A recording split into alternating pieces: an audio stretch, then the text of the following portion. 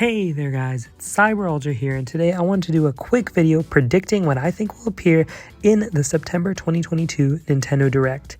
So unfortunately I haven't been able to make videos as of late, but I'm just really busy and I haven't had the time. But I will definitely try to get videos out as much as possible. Of course, since the Nintendo Direct's coming up, I had to put my predictions out there.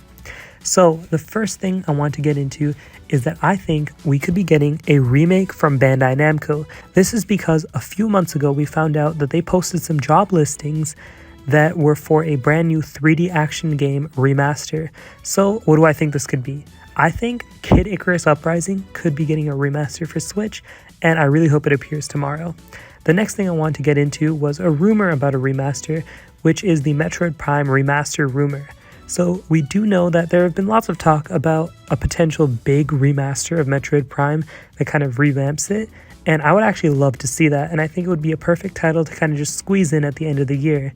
And we have heard about this for a few years, so who knows, maybe it could be true, maybe it couldn't, but it would be awesome.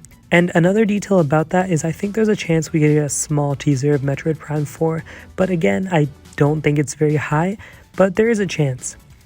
The next thing I want to go over is I think that Wind Waker HD and Twilight Princess HD will not appear in the Direct tomorrow.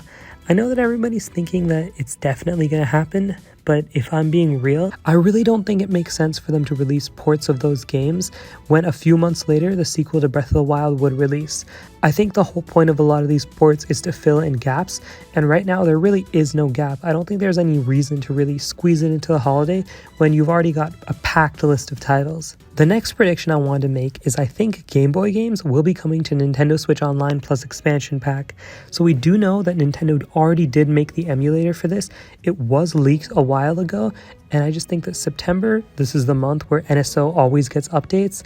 Not always, but if NSO gets updates, usually it's in September because that's when the subscriptions started, and usually that's when a lot of renewals are and they want people to keep subscribing. So it would make sense for them to release those titles now rather than, I don't know, some random other month. Another thing I wanted to add was Splatoon 3. So we do know that that game came out on September 9th a few days ago, and it would make sense for them to at least mention it here. And then on top of mentioning it, I think they could reveal like the first Splatfest or maybe a little bit of like what future content updates could look like. I think that would be a good way to do it, especially because the game's already sold over 3 million units in Japan, and I'm sure they want to keep the hype up for that. The next title I want to mention is Bayonetta 3. We know that that title is coming soon, so naturally I think they're going to give another trailer about it so that we can know more details. I also think that they're going to quickly mention Mario plus Rabbids Sparks of Hope in a sizzle reel, but they're not going to give any details because Ubisoft handles that. Another potential candidate for a sizzle reel is Pokemon Scarlet and Violet, just because Nintendo doesn't really do the reveals for those games. It's more of a thing that the Pokemon company does themselves, but I do think that they're at least going to mention it in this Direct. Now, of course, the natural thing that happens every Direct, ports galore. We're going to get lots of ports announced from other systems and other games, and I wanted to mention a few of them that I think particularly stand out to me. So Square Enix, almost every Direct we're seeing content coming from Square Enix that has already been released on other platforms but is being re-released on the Switch because it's just such a huge market. And I wouldn't be surprised if we also got a port of It Takes Two. I know that there are rumors about that, and that's definitely a game that could run on Switch and is really big, so I do think that that's a big possibility. Now, I wanted to quickly talk about Advance Wars 1+2 Reboot Camp, which originally was revealed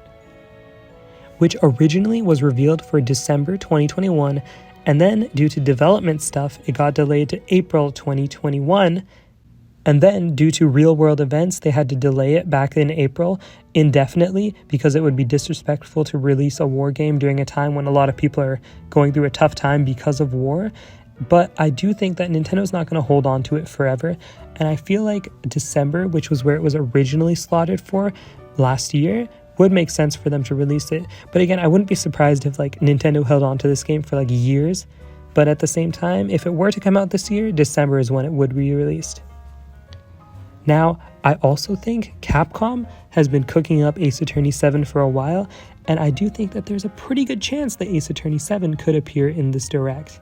Now, again, it could just go by and we could go a few more years without seeing Ace Attorney 7, but if it were to appear in this Direct, that would be pretty exciting.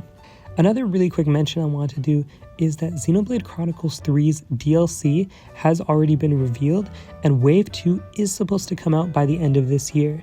Now, it's a small update, and it could very well be something that they just reveal on Twitter closer to when it releases, but it would make sense for them to include it in a direct. Next, I wanted to talk about the Fire Emblem series. So we've been hearing rumblings about this for a while, and it makes sense. It's been a while since Three Houses released, and I do think that they would be close to finishing the next Fire Emblem's development, but it's just a matter of when do they want to release it.